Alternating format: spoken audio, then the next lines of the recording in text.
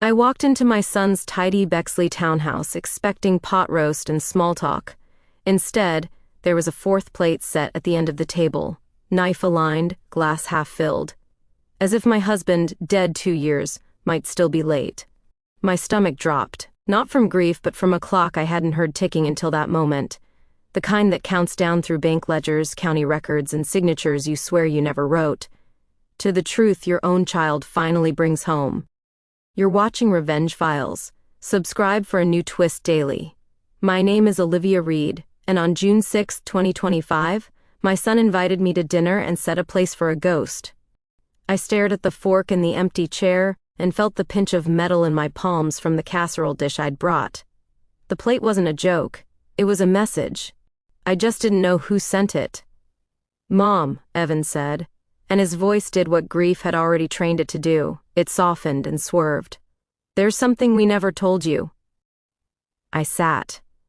I had raised that boy on checklists and calendars because chaos was the language of my own childhood. I liked the way Clean Rose took panic and flattened it into tasks. After Daniel died on April 18, 2023, a sudden heart attack on a gray Monday, I lived by lists because breathing felt optional. The list that night had just one line, "Hear my son." Kelsey, his wife, kept her hands twisted in a dish towel. "We thought we were protecting you," she said. Her smile was tight, the kind you see in Christmas photos that end up in divorce boxes. "What did you keep from me?" I asked. Evan glanced at the empty chair. "Dad signed something you didn't know about," he said, "and then I helped move things around after. I thought it was temporary." The clock inside me stopped pretending to be anything but loud. "What things?" He swallowed. "The Maple Ridge duplex. That duplex had a front porch big enough for a swing and 2 planters that never looked as good as the ones on Pinterest. Daniel and I bought it 20 years ago when Evan was 8. We lived on one side and rented the other. The rent had saved us through layoffs and braces and a transmission that gave up outside Chillicothe. When Daniel died, we were still paying the last stretch of the refinance. The plan was simple. Keep both units rented at $1,350 each and let time finish the math. "What about it?" I asked, although my body already knew I was about to learn a new kind of anger. "Dad signed a quitclaim," Evan said, "and I filed it 3 weeks after the funeral. We transferred the duplex to Maple 40 LLC. The dish towel in Kelsey's hands bled water onto the floor. She didn't look at me. I kept my voice level. "We who?" "Me," he said, eyes down. "And Kelsey's dad. Rick. Of course Rick. A man who called himself a deal guy, who collected titles the way other men collected hats. Mortgage originator, investor, consultant. He wore navy blazers like armor and had opinions about every inch of my life he didn't pay for." "Why?" I asked. "Rick said it would be easier to refinance," Evan said. "Less taxes, less probate. He said Dad wanted us to protect it, to hold it for the family until you felt better. It was supposed to be temporary. Except..." The word left my mouth before my brain dressed it. The cliff had already opened. "Except," Evan said, "we rented it short-term, to pay for repairs. And then Rick said we should keep it in the LLC because of liability. And then you collected rent I never saw," I said. Nobody touched the food. The glass set for Daniel caught the track lighting and threw a skinny line of white across the table. "What did your father sign?" I asked. "A quitclaim deed," he said, and slid a thin folder toward me like it was a placemat. "It shows you both transferred it in May 2023. He signed it before he died." "You signed?" "It says you signed at the same time." I looked at the photocopy. My name curved across the page with a tidy flourish I recognized like you recognize a mirror. Except the date was wrong and the tail of the Y in Olivia hooked left in a way my hand had never once behaved. The notary stamp looked real. So did the recorder stamp and instrument number. I knew enough to know those things don't happen by mistake. "I didn't sign this," I said. Evan flinched. "I know." The world narrowed to the rectangle of paper and the straight printed rows of the Franklin County Recorder's margin. People love to tell you grief feels like drowning. For me, it always felt like soundproofing. The world moved on the other side of 3 inches of glass. The plate set for Daniel, the towel, the folder, Everything looked like a still life someone painted with oil in bad faith. "What's the instrument number?" I asked. Evan had the decency to look surprised. "What?" "The number on the recorder's stamp." My voice came out crisp. "Read it." He read it. "I wrote it on a napkin. Some of us manage pain by naming things." "Who notarized it?" I asked. "Sharon Vale," he said. "She works at a title office on East Broad." I took the napkin, the copy, and my casserole. I hugged my son in a way that promised nothing, and left my husband's empty setting exactly as it was. I didn't sleep. I opened my laptop and visited the Franklin County Recorder's public search portal, the one Daniel used to call the worst website designed by a committee that hated people. The deed was there. Instrument 20,230,510 minus 43,122. Recorded May 10, 2023. Grantors: Daniel Reed and Olivia Reed. Grantee: Maple 40 LLC. Consideration: $10 and other good and valuable consideration. Good and valuable my ass. The next morning, I drove to the recorder's office and paid for certified copies. The clerk slid them to me in a manila envelope like medicine. The notary block stated under oath that both Daniel and I had appeared in person on April 12, 2023, and acknowledged our signatures to Notary Public Sharon Vale. Daniel died April 18th. The dates turned my stomach. The Y in Olivia still hooked wrong. The pen pressure stuttered at the same points, the way a mimic stutters on a consonant. My hand does not stutter on my own name. One problem: a piece of paper with a stamp can ruin you. Paper can outshout grief if you let it. I printed a new list. At the top, I wrote, "Get back what was ours." I started at the tenant's doors. The woman at 1417, a nurse named Sienna, said she moved out a year ago because the new people turned the other side into a party house. The man at 1419 didn't exist. Instead, a lockbox hung from the railing and a laminated sign on the gate read, "Maple Gem, Welcome." There were 4 sets of towels in a rolling cart by the fence. It wasn't subtle. Rick never was. Short-term rentals in Columbus require a permit. I looked it up. They also require posting that permit in the unit. I found guest notebooks with Wi-Fi passwords and lists of nearby coffee shops. No permit number. I took photos. The porch swing groaned when I sat and sent an email to the City of Columbus Department of Building and Zoning Services. It had 12 attachments, and a subject line that ended with the instrument number in bold. But then, leverage arrived in a way I didn't expect. On June 12, a notice appeared on the gate. City letterhead. Notice of violation. It cited unlicensed short-term rental activity and stated that continued operation after June 22 would trigger penalties of $500 per day. They stapled the same notice to the other side and mailed a copy to Maple 40 LLC at the address of record. I emailed the notice to Rick. He replied with one sentence, "You're making a mistake." I replied with one word, "Agreed." I am not a lawyer. I am a widow who learned to read and never forgot how good it felt to understand something men wanted me to miss. I called a forensic document examiner in Cleveland. She charged $1,250 to examine the deed and my exemplars and provide a written opinion. I wrote a check and overnighted samples of my signature from mortgage papers, driver license renewal, and the blue ballpoint calendar notes I kept on the fridge. I also wrote to the Ohio Secretary of State's Notary Commission and requested the notary's journal entry for April 12, 2023.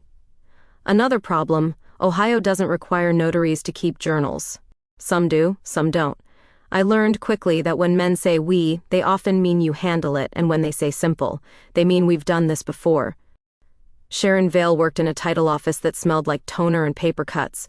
She wore a sweater that had seen a few winters and a smile that didn't quite land. "I need to see your journal," I said. "We're not required to keep one," she said, "and I didn't notarize anything for you." I placed the certified copy of the deed on the counter and let the stamp look back at her. She blanched, which happens when your soul remembers heat. "That's my stamp," she said, voice small, but I only saw Daniel.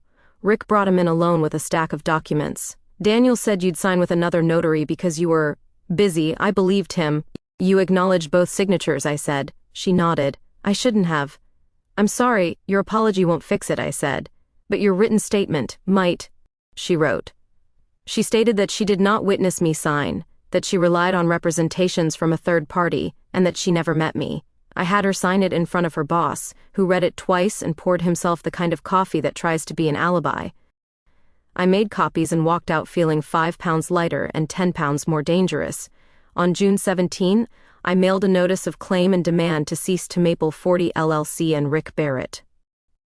I use certified mail because paper loves green cards. The letter included the instrument number, the notary's statement, the city's violation notice, and a sentence that read, "If you do not sign a corrective deed within 10 days, I will file suit to quiet title and will seek disgorgement of rents and penalties." I gave them until June 27. They did not reply. They did, however, take down the maple gem, "Welcome," sign and set the listing to temporarily unavailable. The lockbox stayed. Until a screenshot arrived from Sienna, my former tenant. She had found a brand new listing on another platform with the same photos, the same porch swing, the same planter, my old dining table still in frame. That dining table had a scar in the wood from a Thanksgiving when Daniel carved the turkey with enthusiasm, and the knife went enthusiastic too. The scar was in the photo. My scar, my table, my house. I filed suit on June 28 in the Franklin County Court of Common Pleas to quiet title. I asked for a temporary restraining order to stop Maple 40 from renting the property and to require all rents to go into escrow. I attached every page that had a stamp or a signature that preferred lies. The clerk stamped my complaint like a priest who had seen this sin before. Court takes time. Fraud doesn't. While the case waited for a judge's calendar, I needed every ounce of leverage I could find. That's when I found the folder on Daniel's old laptop. It was named Maple. Inside, SAT emails between Daniel and Rick from early April 2023. Subject lines like, "Hold harmless an LLC deed draft." An attachment named "Quit claim to fee 5.docs. One email from Rick read, "Once we move it into the LLC, we can refinance quickly. No need to bother live with the paperwork, she's overwhelmed. Sign now, we'll get her later." I printed the emails. I breathed in the paper smell until it felt like oxygen. Daniel's replies were short. "We'll discuss with Liv, not comfortable. And on April 10th, we can talk after my cardiology appointment." He never made the April 20 follow-up. The emails were admissible. I wasn't sure, but they were true. The date stamps didn't lie, neither did the tone. Daniel pushed back, Rick pushed harder. On July 1st, the forensic examiner sent her report, 17 pages. It concluded that the signature purporting to be mine on the May 10 deed was probably not written by Olivia Reed, citing line quality, pen lifts, and that wrong-hooking we. I highlighted the conclusion and slid it behind the notary's statement. Facts make great friends. On July 3rd, the city scheduled a hearing on the short-term rental violation. Rick did not show. The city officer read the file into the record and issued a written order: cease operations immediately or incur $500 per day beginning July 8. A copy went to the LLC's statutory agent. Another to me. That night, Rick called. Caller ID made his name look clean. "You could have come to me," he said. "I did," I said, "and read the date of my certified letter." "You'll lose," he said. "You already did," I said, "and read the notary's statement." Silence stretched long enough for me to hear his jaw clench. "You don't know how this works," he said. "I learned," I said. "Sue taught me." He hung up. Men like Rick don't like classrooms when they aren't at the lectern. On July 10th, we stood in front of a judge for the temporary restraining order. The courtroom had the usual architecture of consequence: pews, flag, seal, and a clock that moved differently than any you wear. My hands didn't shake. The judge listened to my lawyer. Yes, I hired one that week after the firm quoted me an $8,200 retainer, which I paid with a line of credit I opened the morning after Rick hung up, and then he listened to Maple 40's attorney argue that we should maintain the status quo. "The status quo," my lawyer said, "is fraud." The judge granted the restraining order. He ordered Maple 40 to stop renting the duplex immediately, to provide accounting of rents collected for the past 12 months, and to deposit all future rents into the court's escrow. He set a bench trial for August 19, 2025. But then, a letter arrived that made my teeth ring. It came from Buckeye Mutual Life. It referenced a beneficiary change on a policy Daniel bought when Evan was born. The letter confirmed a mailing address update in April 2023 to a P.O. box number I recognized from Rick's business card. The beneficiary, according to the policy file enclosed, had been changed from Olivia Reed, spouse, to estate of Daniel Reed on April 11th, 1 week before he died. If you've ever had grief curl up and purr because it finally recognizes itself, you know what I felt. Daniel was careful with money, but he wasn't cruel. He didn't change the beneficiary to cut me out. He didn't change it at all, someone else did. And then they let me stand in a funeral home and choose urns while they chose which account would receive a check. I called the Ohio Department of Insurance and filed a complaint.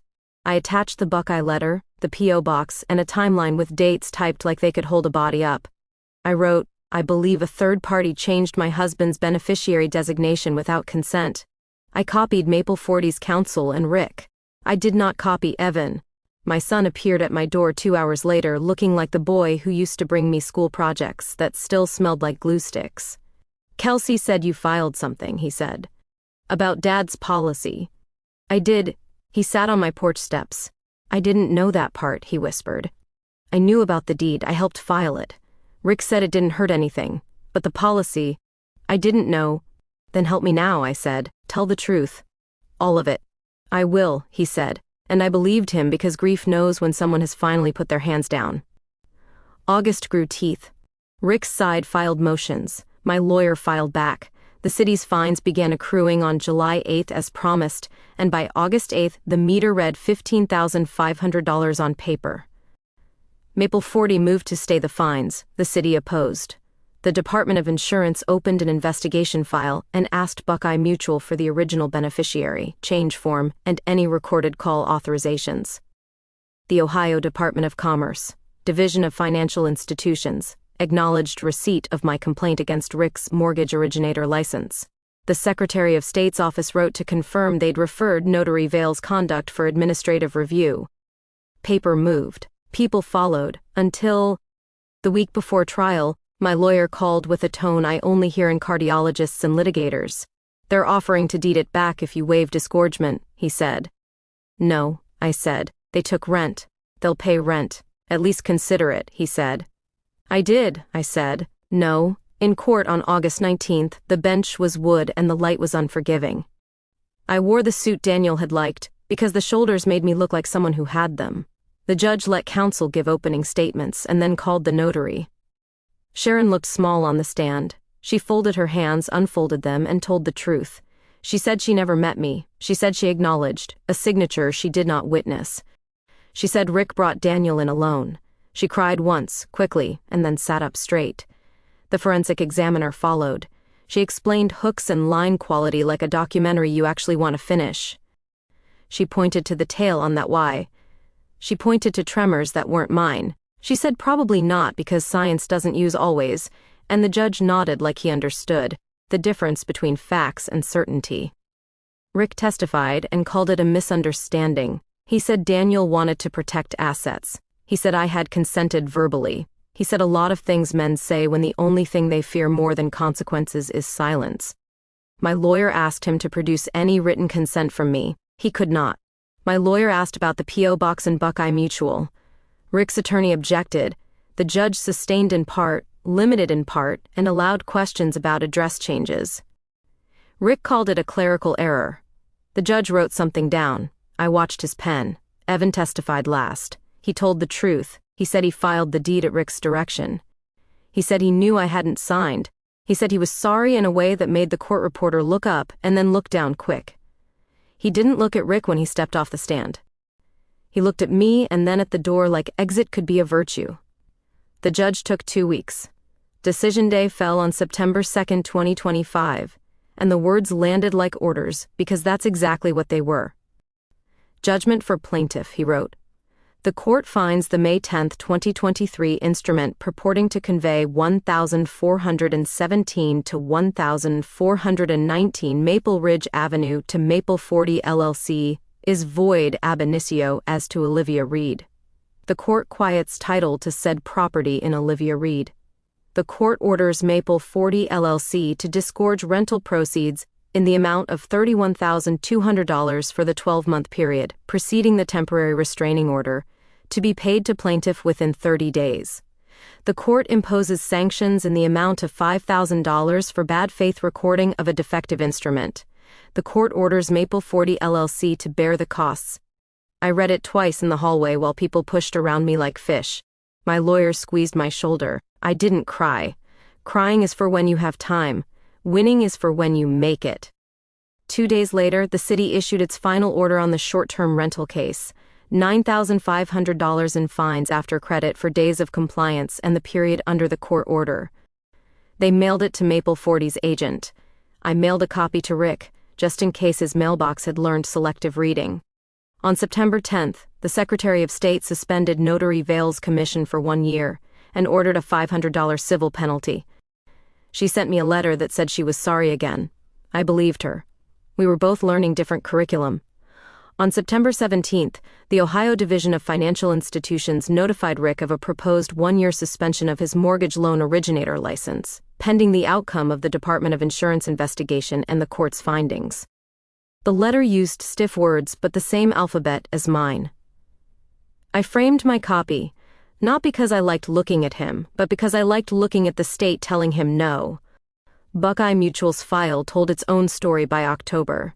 The Department of Insurance forwarded transcripts of 2 phone calls from a number registered to Rick's office in which a man claiming to be Daniel asked to change the beneficiary to a state and to update the mailing address to a P.O. box. The voice sounded nothing like my husband. Buckeye initiated its own review. They reversed the change, paid the benefit to me with interest, and referred the matter to their Special Investigations Unit. I deposited the check and wrote 3 lines in my ledger about it and then drew a box around the date. Meanwhile, Maple 40 delivered a corrective deed. It was clean. The recorder stamped it. I walked out of that office with a certified copy that ate light. I changed the locks with a friend from church who knew how to use a drill without turning wood into modern art. I sat on the porch swing and breathed for longer than my lists ever allowed. Evan came over that night. He brought a lasagna he had not microwaved properly and a plan to get himself out of the mess he helped make. I want to make it right, he said. Then start, I said. He had already started. He moved out of the townhouse he shared with Kelsey and into a small apartment near Schiller Park. He found a counselor. He found a job that did not involve Rick or any company he touched. He showed up at the Department of Insurance to give a statement without being subpoenaed. He asked me to forgive him. I told him forgiveness is not a receipt, it doesn't print on demand. But I said I would try, and I meant it. Consequences have a way of multiplying. Kelsey filed for divorce in October. Rick closed another one of his LLCs. People who had once called him visionary now called him busy. I called him nothing at all. I replaced the short-term rental towels with plain ones. I returned the last guest's forgotten paperback through the mail with a post-it that said, "Wrong house." I rehired Sienna at $1,417 for $1,325 because she was a good tenant and because a few dollars were a small apology for the month she lived with party noise I didn't authorize. I kept 1419 empty for a week and painted the dining room the color Daniel once said looked like a Saturday morning, soft and a little brave. People told me to celebrate. I baked.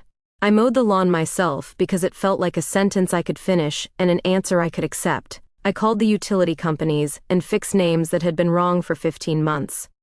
I opened a separate account at Huntington for rent deposits and put the court's disgorged $31,200 there like a boundary. Numbers are not love, but they behave well when you ask them to. One afternoon, I found a photo in a box in the hall closet. Daniel at that same table, year unknown, tie loosened, sleeves rolled, holding a fork like a gavel. He was laughing. The laugh looked like a secret and a permission slip. I put the photo in the guest room where grief sleeps when it stops pretending to be a house guest and admits it lives here. Evan and I don't talk about Rick much. That feels like dragging trash into a clean kitchen.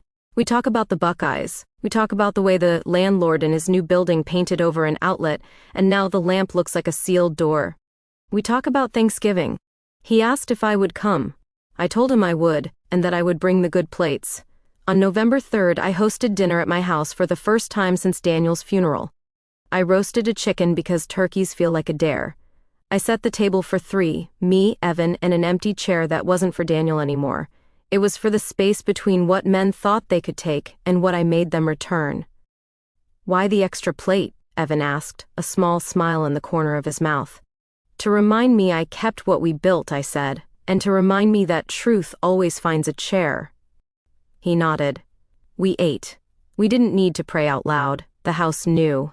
Later, after dishes, I took the certified deed from the drawer and held it against the window.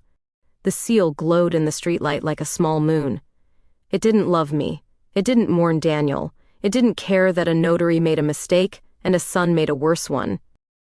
It simply said what was true and would stay true until someone with another stamp tried again. I slid the deed back in the file and put the file under the good plates. I am sentimental that way. I like important things close to what feeds us. I do not forgive paper.